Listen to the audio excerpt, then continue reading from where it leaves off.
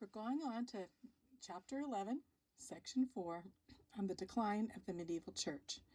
There was this huge church, monster of Rome, and the popes, and you'll see how their power would start to decline. You'll see exactly why, because they really became proud heads, haughty popes, and this affected the nations at that time. So let's begin. Here's a picture of one of the Roman churches back then. I like that picture. You can see, the cross and the Romanesque type building they have there.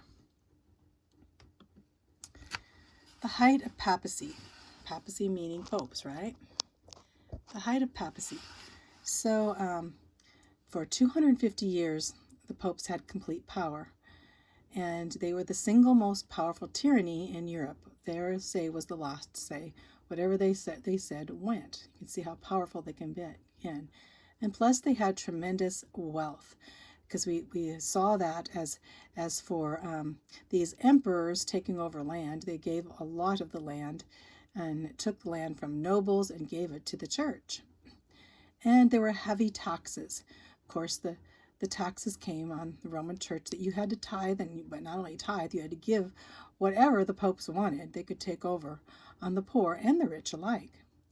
Mandatory tithes, you had to tithe, no matter what, to the Roman church, or they would threaten to excommunicate you. Excommunication was a terrible thing, because in that time, if you were excommunicated, they said there's no way that you could go to heaven.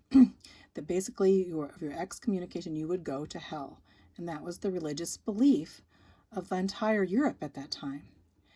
Also, indulgences became common, and they were payments that you could pay to get out of purgatory, or pay to get your family out of purgatory, pay so that you could have God's favor.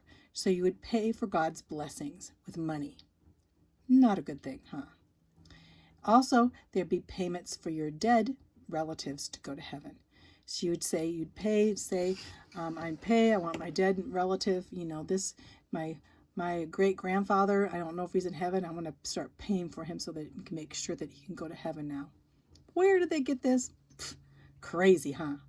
Here's a picture of how the gold of the papistry of the popes during this time. Another weird thing is that they would, when these popes would die, they would put their caskets, put their tombs right in front of the church, so you'd always remember them. So you couldn't get to the altar of the church without seeing their dead tombs. It's crazy. There's even now some of these areas of the Pope's tomb is right in front of the church altar. How? The popes were so proud. They wanted to remember how they were in charge. Basically, not God, but them. Powerful popes, okay? Of course, as the time went, the popes became more powerful as they went, and you'll find that this power actually led to their downfall. We have Pope Nicholas, and Nicholas is in 858 to 867. And here's a picture of him here. He was dominated by the Italian and German nobles and emperors. So he was actually kind of controlled. So as for powerful pope, not really that powerful, but he would be able to choose new popes, and also be able to choose different priests and leaders of these other countries, which they also didn't like, especially because the Italian and the Germans kind of collided most of the time. So then we have Pope Nicholas, and Pope Nicholas II, we had Pope Nicholas I, and on down to Pope Nicholas II in 1059, and he was controlled by his advisor. His advisor was the worst. His name was Hildebrand. He was the worst pope, the most haughty pope, because he became pope and changed his name from Hildebrand. Of course, Hilda doesn't seem like a good pope's name, so he changed his name to Gregory. So anyway, Hildebrand, but right now he's just controlling this Pope Nicholas. And he expands the power of the Pope under Nicholas and tells Nicholas exactly what he should do. and henceforth popes can only be chosen by cardinals in Rome today, and only be chosen by the Pope. So the other countries of France and on into Germany could not control the Italian popes. Hildebrand's vision. What was Hildebrand's vision? Look at him there. I got a vision. I wrote Hildebrand's vision. He had power over 30 years, Hildebrand. He later took over as Pope Gregory VII. Think of Gregory VII is Hildebrand. Test question.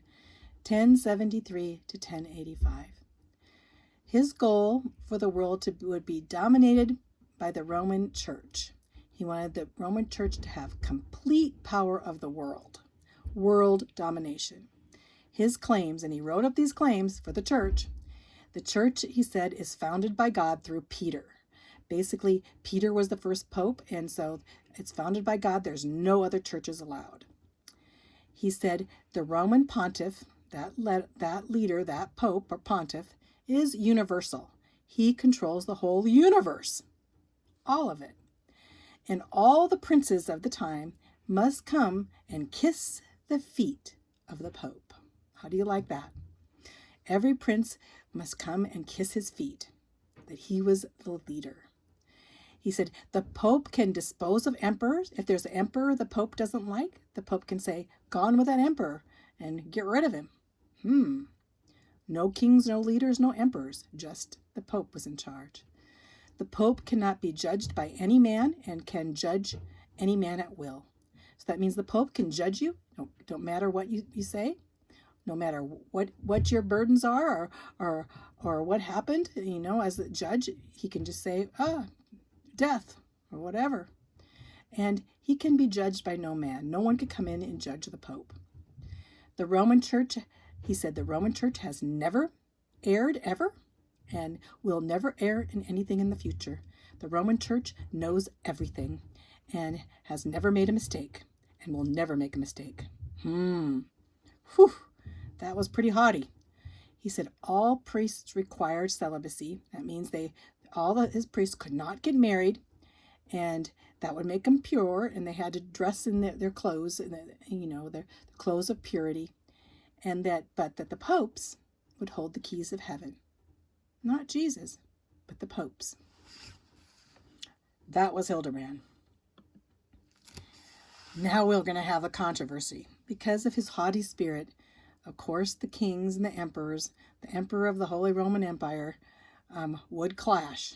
Because basically Hildebrand said, I can get rid of you if I want to.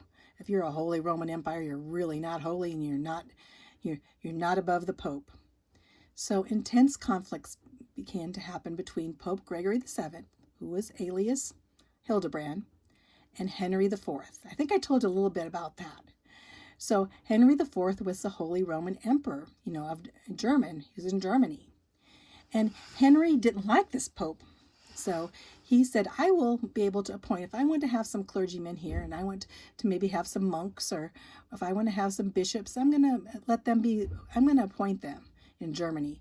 Italian Pope doesn't have to come in here and appoint my people. In Italian, I want German clergymen, German priests. The Pope refused to acknowledge anyone that Henry appointed. And so Henry declared that Pope Gregory was no longer the Pope of his country. Okay, now we got Hildebrand. I'm universal. I'm the Pope of you whether you want to or not. So Pope Gregory excommunicated Henry, basically saying Henry would not to be a part of the church, could not go get communion, could not have any of the sacraments, and would go to hell. And he disposed him and said Henry would not be emperor. So Henry, the dukes there, refused. They were Catholic, and they said, we don't want to be excommunicated. So they didn't really fall in behind Henry. The dukes didn't, and they refused Henry, and they supported the Pope because they wanted to take over, and they didn't want to be excommunicated and go to hell. And so Henry went to see Pope Gregory in Canossa Castle. And this is the story. It's quite a story, isn't it? So he comes to the castle, he pounds on the door, and he pleads for forgiveness, realizing that his dukes were not going to follow him, and that he's excommunicated and he really wants to go to heaven, so he becomes humble. So he goes to the door, try to make amends with Pope Hildebrand. Pope Hildebrand is a big head. He is a haughty pope. He doesn't answer his door, and then he says, "For penance, if you want me to not excommunicate you, Henry, then you're going to have to stand out in the snow. In fact, you better take off your shoes. Stand out in the snow and take off your shoes."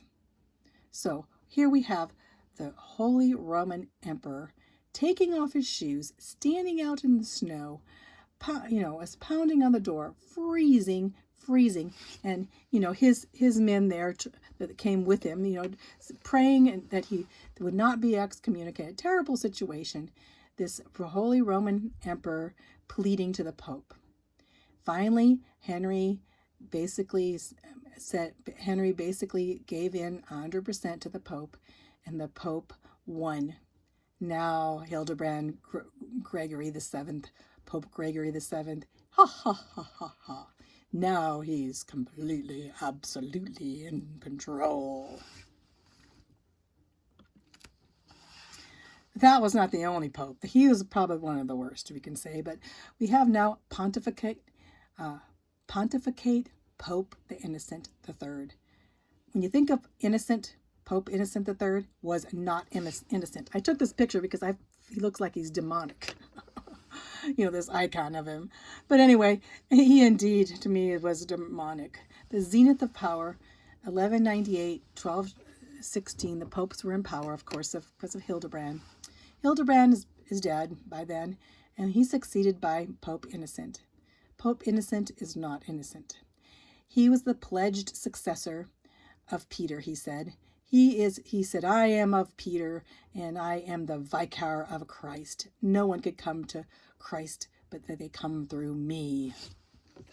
Bug eye. Anyway, now complete mediator between God and man, and the judge of all and judged by no man, he said. Simply what Hildebrand had said. He excommunicated Frederick, the Holy Roman Emperor Frederick II, 2 times. So you can see that. We saw that in the last, that the Fredericks both, they collided with the Pope. Innocent wasn't so innocent, and they crusaded against him at times. So he wanted to excommunicate them and excommunicate the King of John of England too. In fact, in England, he told King John, in England, no babies can be baptized, so no babies will be going to heaven.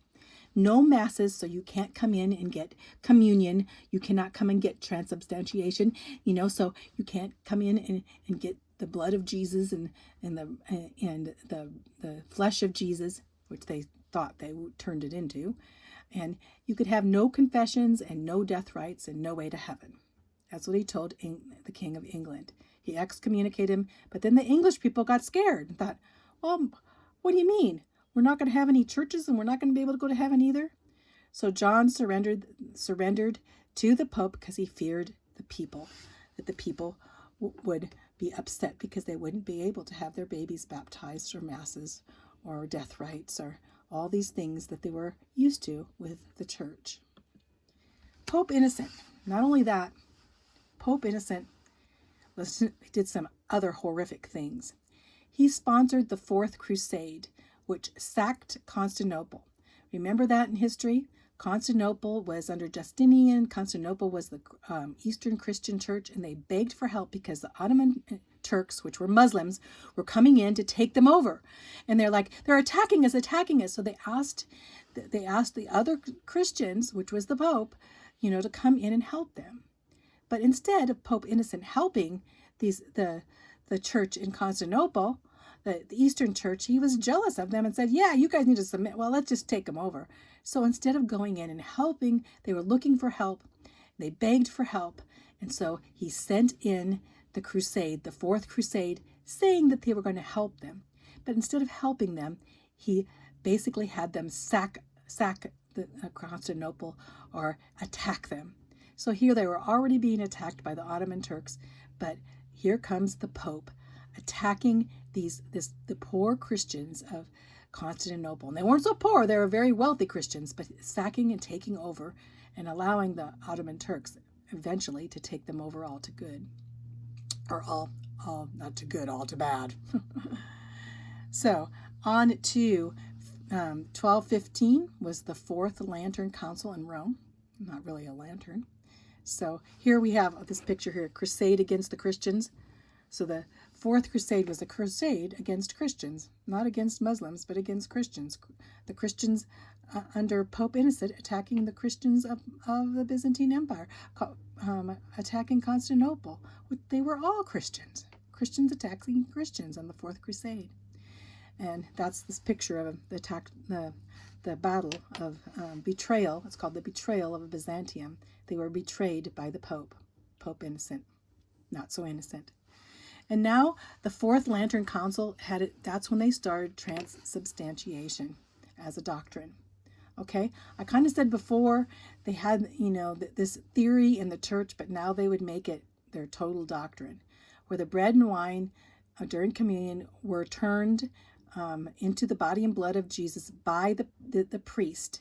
And this made Mass mandatory to go to heaven. You had to have this communion every week, or you wouldn't go to heaven.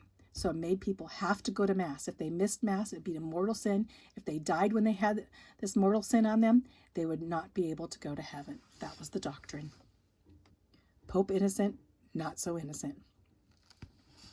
Pope Innocent also, he was the head of the Inquisition. So let's hope we can see this good. This is a picture of this young, beautiful Christian girl being burned at the stake, and they burned tons of people at the stake. The heretics Inquisition was set by Pope Innocent III. So he started Inquisition.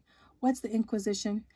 It was called the Holy Office of Inquisition. Inquisitors they were spies, actually, and they had a special court. The spies would go out, and if they thought anybody was not doing what the Pope told them to do, what the church told them to do, they would be called a heretic. And these heretics would be judged. They'd be brought in, and most of them were put to death. They had a special court that gave power to inquire and judge the heresies of the church. And any disregard with the papal pronouncement of the church would be considered heresy. If you didn't go with anything that the pronouncements, then you would be a heretic. So they went in, and when they were the beginning of the Protestants, the Jews, the Waldensians, the Anabaptists, any Bible reading people that tried to read the Bible, they were given the death penalty. Lots of people that were Bible believing so-called real Christians would be put to death. And so this would be another persecution, but right in the midst of the church. They would hire these spies, and they'd give these spies rewards if they could find people that were not following the rules of the church and the Pope. The heretics awaited trial. So these heretics were brought in. They were considered heretics, and they were brought in, and they were put in dungeons, and these in secret. So they would come, and their families would disappear, and they wouldn't even know where they went. And they'd stick them in these dungeons, and they might stick them in dungeons for years, and just put them in dungeons until they would revoke, say, that basically confess to things, or be put to death, or do what they told them to do, just to say that. The inquisitor, that person would be the judge, the prosecutor, and the jury. They would have no lawyers, and none would be allowed. No one could come and testify for them. Sometimes they were tortured until they confessed. Sometimes they were just tortured. Many of these peoples that didn't do what the church said were tortured endlessly. It was terrible. In fact, husbands, wives, and children were forced to testify, or they're threatened of their life. So they were forced to testify against their family members. And they even took in testimonies of criminals. They'd let a criminal out of jail if they would testify and even lie about these peoples, about these so-called heretics. Punishments were very harsh. There'd be whipping, torture, death by burning at the stake. That was a fun. Or they would drown them, or they'd beat them to death. Oh my goodness. What a time. The persecution of the church by the church. The persecution of true Christians, true believers, or anyone that didn't go along with them, right in the midst, under the vest of the Roman Church religion. Set by Pope Innocent, not so innocent. So, the decline of the papal control. Well, now we know there were worldly popes, and now people started saying, man, they're really corrupt. They're coming in and taking us, and it's scary. This is a scary world. We got to do something. So we have the decline. Suddenly they didn't really believe everything the Pope said, and that the popes were more interested in politics than even in the people, that they didn't care for the people. And they had false claims of supreme powers which they didn't have. And now separate nations would form and conflict with these haughty popes. I like this part where it says, it is difficult to run the race weighted down with corruption. The Roman Church had been weighted down with corruption.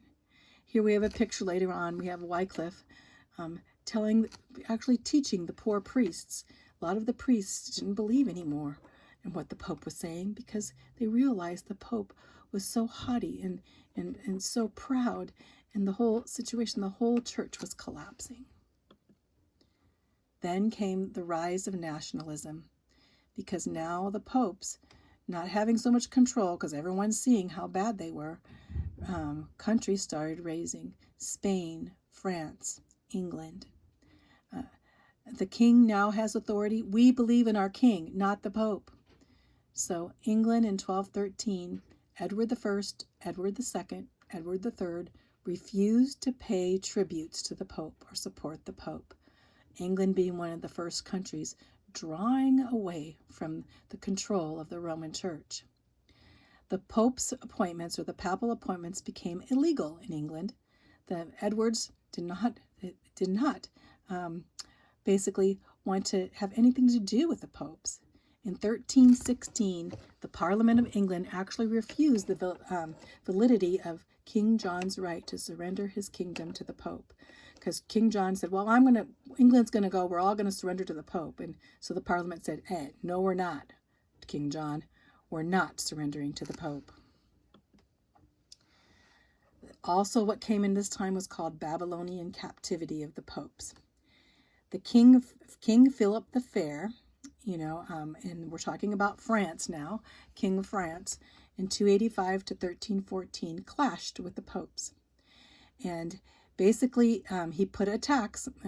Basically, the income of the French clergy was taxed by the Pope by 50%. And so we have the death of Pope Boniface marked the end of the Pope's political supremacy in Europe. So we have Pope Boniface. Pope Boniface VIII in 1297 threatened to excommunicate the French king. And because of this tax that was given on his clergy, they were fighting about money, let's just say that. And the King Philip forbade to export gold to Rome. He said, well, we're not going to bring any gold to Rome at all, to the Roman Church.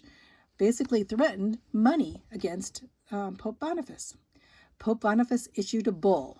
A bull is an official decree that says all spiritual authority belongs to the Pope. All spiritual authority. You need to pay me what I tell you to pay you. My authority and all spiritual authority belongs to me. You have no spiritual authority at all. In fact, he said, no one could be saved without complete submission to the Pope. Back to that old story, right? Back to that old story. In 1305, Philip sent a convoy to arrest the Pope. Okay, so he brought in Pope Boniface, and he arrested him, and he brought him into France. And he put him under what's called Babylonian captivity. What's Babylonian captivity? You think of Babylonian captivity, you think of the Bible, when Israel went under captivity under the Babylonians for 70 years.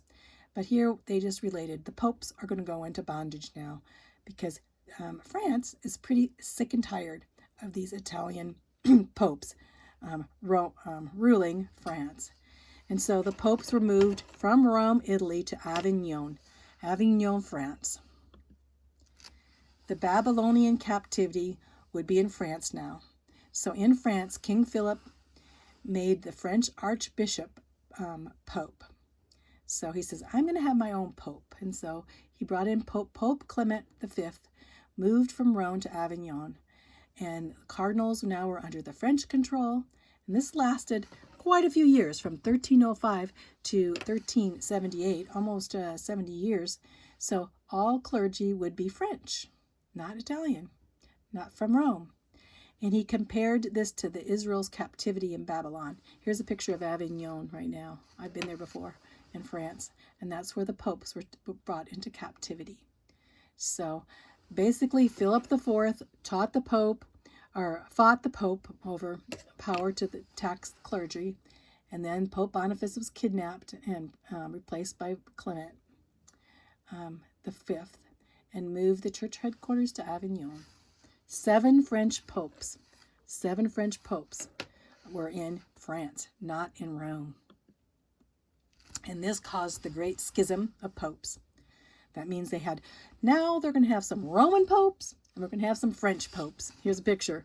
Roman popes and French popes. We have 2 popes. Which one's really the pope? Who knows? Rival popes.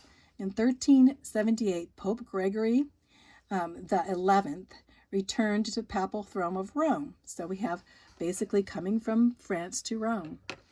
And he was succeeded by the Italian Pope Urban IV. Urban is another bad guy, I don't know. Urban had a tyrant's attitude, a tyrannical attitude, which meant he was a tyrant. And so this group of cardinals got together and they voided his election. Says, we're not going to take Urban as our pope. He's a bad guy and he has a big head.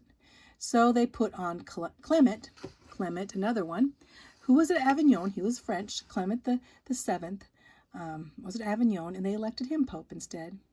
And now we have a bunch of rival popes until 1459.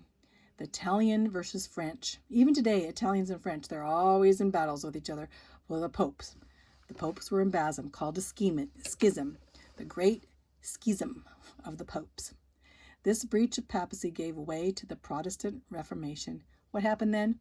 All these priests that were priests, a lot of them turned away from the Roman Catholic Church because it was a mess. And they started really reading the Bible.